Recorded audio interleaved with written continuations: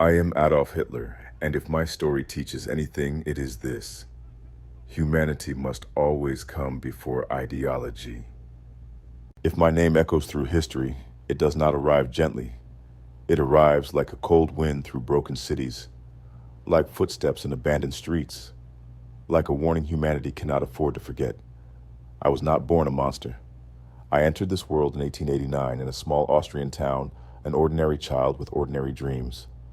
I sketched buildings. I admired beauty. I imagined shaping skylines, not destroying them. I wanted to be an artist, a creator of form, not a commander of ruin. But rejection can reshape a man. When the Vienna Academy of Fine Arts denied my application, the world did not collapse. But something inside me hardened. Pride replaced humility. Resentment replaced patience. I began to believe the world had wronged me. Failure, when left to rot in silence, ferments into bitterness. Bitterness searches for blame. Blame seeks enemies. After World War I, Germany lay humiliated, stripped of pride, crippled by economic collapse, drowning in despair. I saw not only a broken nation, but an opportunity. I spoke to wounded people about dignity. I spoke to the hungry about strength.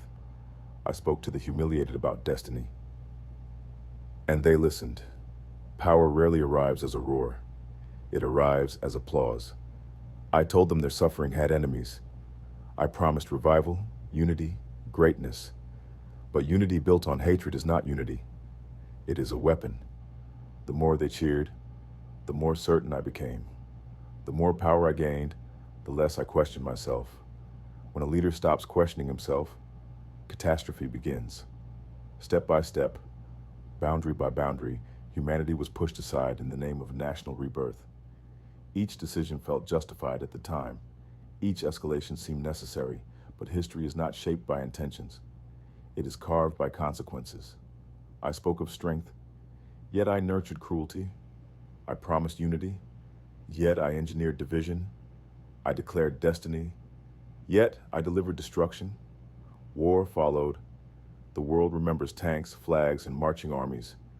But war is not strategy and territory. War is a mother staring at an empty doorway.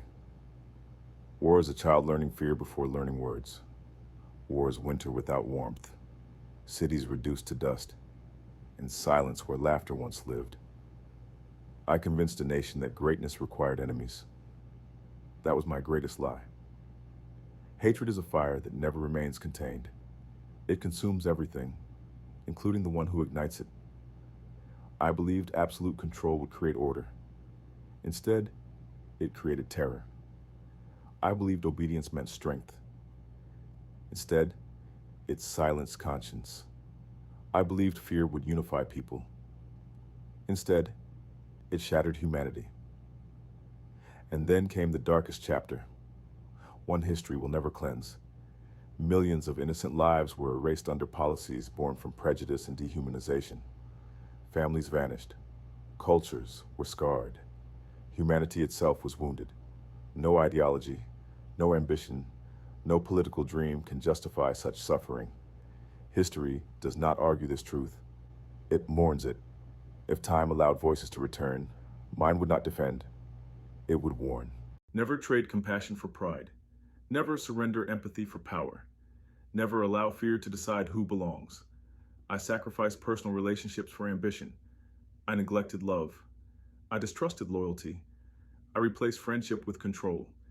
In the end, power left me isolated, surrounded not by allies, but by fear and suspicion.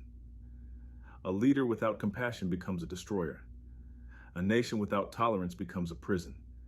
A people guided by hatred become prisoners of their own fear. Could history have been different? Yes.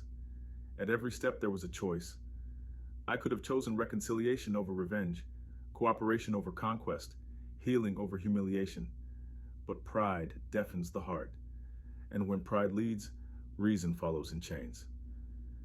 To those listening now, in peaceful homes across oceans, in free societies, understand this. The collapse of humanity does not begin with violence. It begins with words, with blame, with the slow normalization of cruelty. Be cautious of leaders who promise greatness through division. Be wary of voices that simplify the world into enemies and allies. Real strength is not domination. Real strength is dignity, restraint, and respect for human life. The world does not need more conquerors. It needs healers. It does not need louder hatred. It needs deeper understanding. It does not need domination. It needs compassion. Destruction is easy. Humanity is hard. Yet only humanity endures. If my life teaches anything, let it be this. When fear is louder than empathy, darkness advances. When pride is louder than conscience, tragedy follows. When hatred is louder than humanity, civilization trembles. Let my name remain a warning, not a model. Let remembrance guard the future. Let empathy defeat hatred wherever it appears. History cannot be rewritten, but the future is always waiting for wiser hands. Choose humanity.